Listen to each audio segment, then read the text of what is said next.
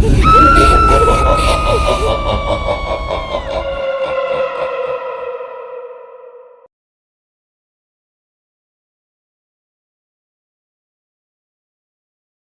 you ever wondered what lies beneath the surface of the internet we use daily? Imagine the internet as a colossal iceberg floating in a vast digital sea. Above the waterline you find the surface web, familiar territory for most of us. It's the place where you catch up on daily news, check your emails, or stream your favorite shows. This realm, accessible through search engines like Google, Bing, or Yahoo, is the part of the internet that's indexed and easily searchable. But like an iceberg, the majority of the internet lies below the surface. Here in the murky depths, you'll find the deep web and the dark web. The deep web is simply the part of the internet that isn't indexed by standard search engines. It's not necessarily sinister. It includes things like private databases, academic journals, medical records, and other content that isn't meant to be publicly accessible. Then deeper still, we venture into the shadowy realm of the dark web. This is a small, hidden portion of the internet that is intentionally concealed and requires special software like Tor to access. It's here that the internet's more clandestine activities tend to occur, from the exchange of illegal goods to the sharing of sensitive information. Now, to give you some perspective on the size and scale of each section, think about this. The surface web makes up just about 4% of the total internet. The deep web, on the other hand, makes up approximately 90%. And the dark web? It's just a tiny fraction of the total internet, but its impact and the intrigue it generates far outweigh its size. So as you navigate the familiar waters of the surface web, remember that there's a vast, largely unseen digital world beneath the surface. Much like the ocean's depths, it's a place of mystery, potential danger, but also a source of untapped knowledge and resources. So it turns out that the internet we know is just the tip of the iceberg. Imagine an ocean of information hidden from view. Welcome to the deep web. The deep web is like the submerged part of an iceberg. It's a vast area of the internet that's not indexed by popular search engines such as Google or Bing. But why is that, you may ask? Well, search engines use automated systems called crawlers to find web pages and index them. The deep web consists of those pages that these crawlers can't reach. So, what kind of content resides in this underwater realm of the web? The answer is quite varied. For starters, there are academic databases and libraries brimming with research papers and scholarly articles.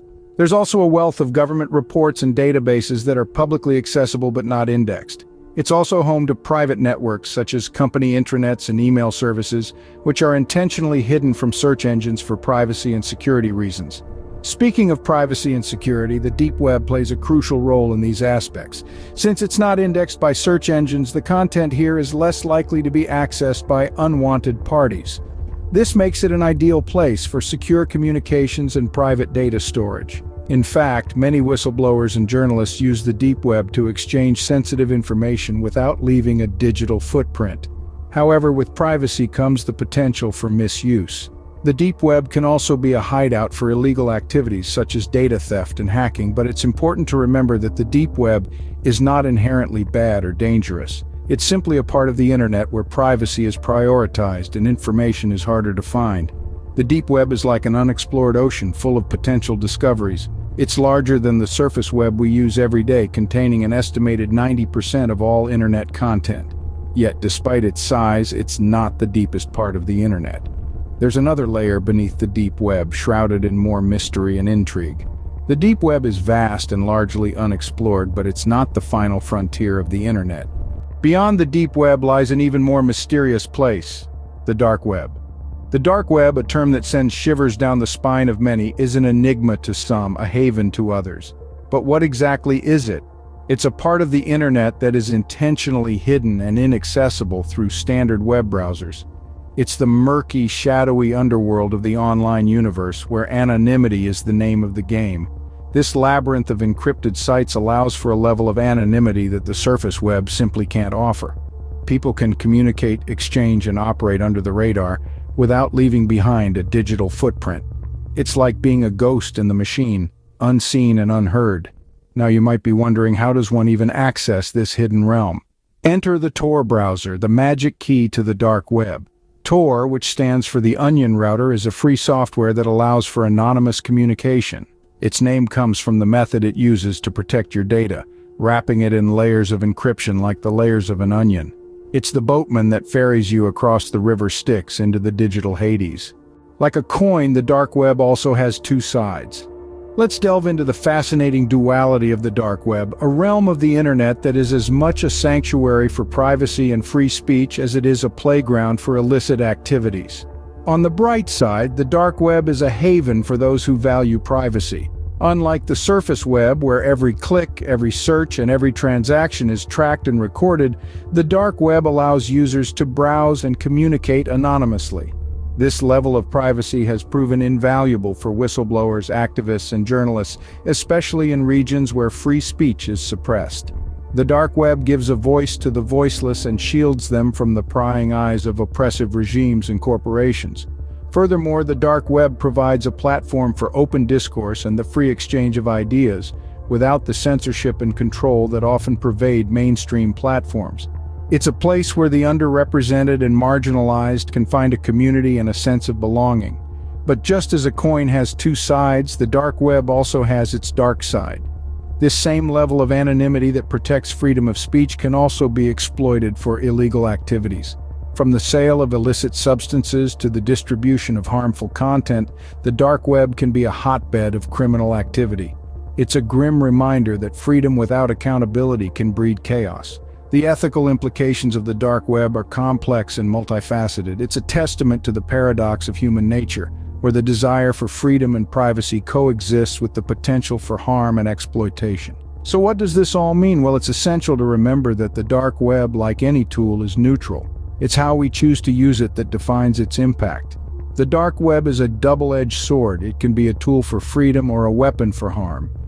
Before we wrap up, here are some interesting facts about the dark web. Did you know that the dark web is not all shadowy and nefarious? Yes, it's true. While it's infamous for illicit activities, it also serves as a safe haven for whistleblowers, activists, and journalists working under oppressive regimes.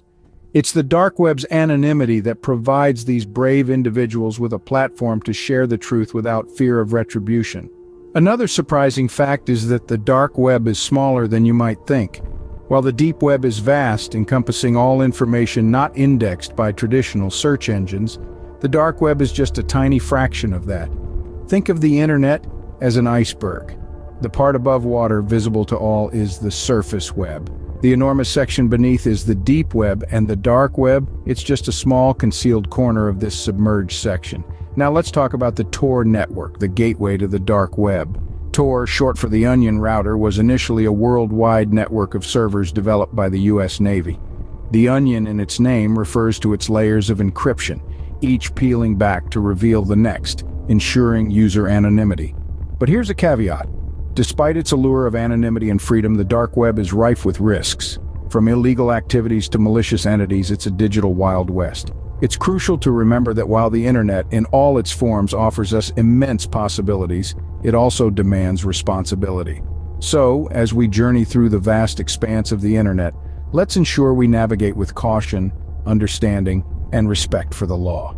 The dark web, like any tool, is as beneficial or harmful as its user. Remember, the dark web is a part of the internet, and like the internet, it's up to us how we use it.